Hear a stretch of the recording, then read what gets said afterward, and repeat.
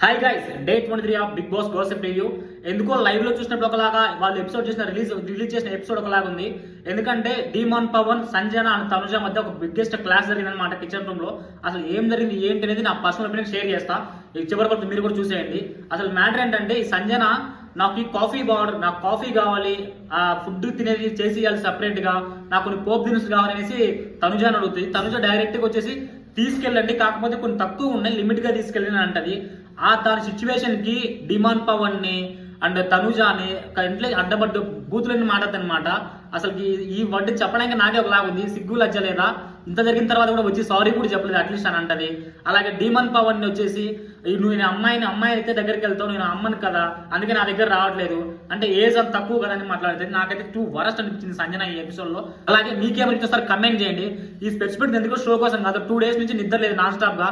So night అంతా live చూడడం వల్ల కొంచెం కళ్ళు రెడ్గా ఉండే. అందుకే ఒకసారి మీ ఒపీనియన్ ఎలా ఉందో ఒకసారి కమెంట్ చేయండి, లైక్ చేయండి. Bye guys, thank you.